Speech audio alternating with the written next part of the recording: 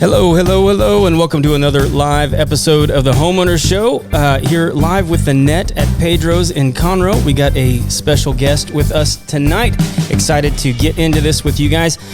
Thank you so much for tuning in, subscribing, and hitting all of the love and like buttons for the show.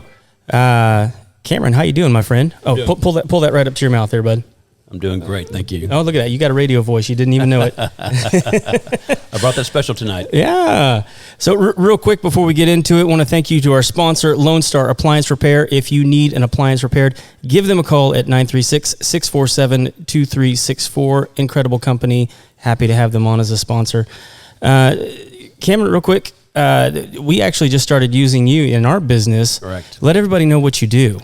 Okay, so, in general, I help people take back control from the government, take back control from taxation, and keep more of what you make. That's kind of the thing I'm looking to do. And so with your company in particular, we did a group plan. We were talking about retirement benefits. Right. And doing that in a way that's not a 401k.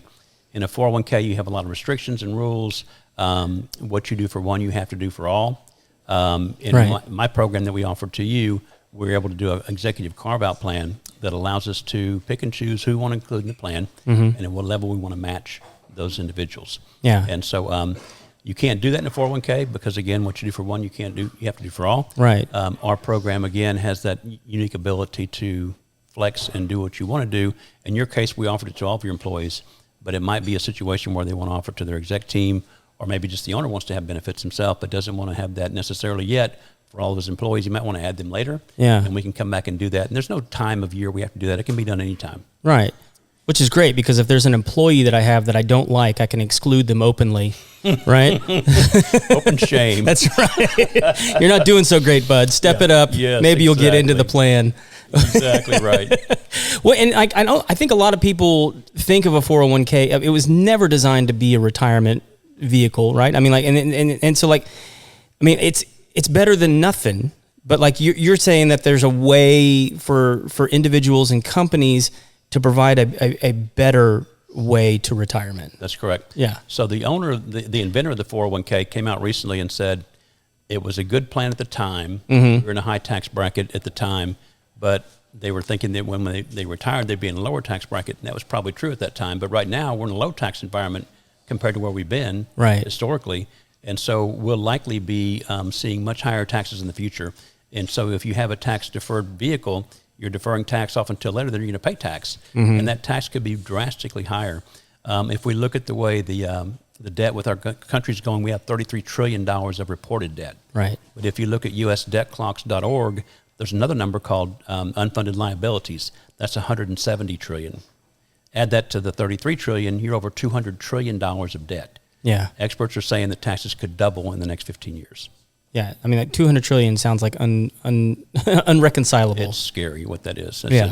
We've never been in this territory before. Yeah. We're in a place we've never been. Yeah. So, having that be a vehicle that can, the way we put it together, we can grow that money tax-free and we can take it out tax-free. We're not looking at pushing tax off and paying tax down the road.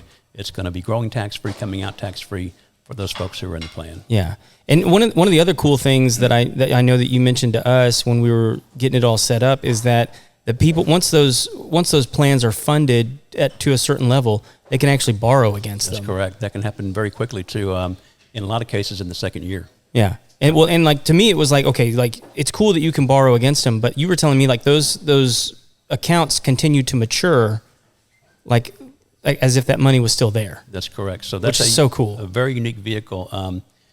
When we have money building this account, that money becomes available to borrow from. When we borrow, that money is still in our account, and we have a loan out for that money that we're putting to work somewhere else. Right. We're putting the same dollar to work in two places. Yeah. Very few places you can get that done. And then what is really amazing too, on top of that, is we have arbitrage. So if your loan rate's at 4%, that you're borrowing in a smaller amount, but your total account value is much larger and it's earning 7, 8, 9%, you have arbitrage working in your favor. Yeah. So that creates a very unique situation. I had something that happened recently that kind of plays into what we're talking about. I'm always looking for business owner benefits and how do we, again, take back control, keep more what we make. I had a situation recently. My vehicle was leased because it was a tax write-off for my business because it's for business use. When that lease was up, I talked to the people who had the lease with the vehicle, and I said, what are my options? They said, well, you can bring it back and just turn it in. You can get another vehicle here, or you can buy out your lease. Right. And I said, well, that's interesting. What's the lease buyout? They told me the number. It was about $25,000 less than what my vehicle was worth.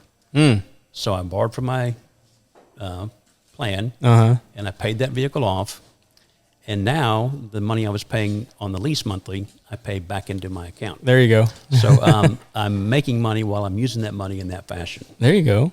That's cool. Very cool. I mean, and it's good when you can be your own bank. Exactly right. Yeah. So that's what that is becoming the bank and not having to go to a banker, but being the banker. So Right. it creates a very unique benefit. So, I mean, this is a networking meeting for, business owners and things like that. Do you have to own a business or be part of a company in order to access plans like this? Great question. So I work with businesses and individuals. Okay. And so an individual can have a plan like this themselves. There's one piece that they wouldn't get, and there's a tax deduction as a business expense when you have this as a company plan. Okay. That benefits the business owner. If you have an individual plan, not through a business, you're not a business owner, you miss that one piece about tax break on the money going in. Okay. But you still have that tax-free growth and tax-free income coming out. Okay.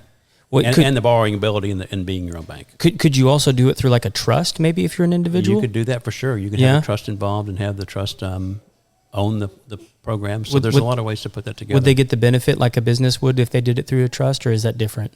Well, the tax benefits are the same with the vehicle, whether that's a trust or not. That just adds a layer of protection. I got you. Trust does. Okay. Yeah. I didn't know if it operated like an LLC or anything like that. So multiple ways to set the trust up, but that's kind of like a tool in addition to the program itself. Probably a good question for an attorney. Yeah. Well, they're the ones who set the trust up. So, well, yeah, that's right. That's right. Yeah. So, anything else everybody needs to know?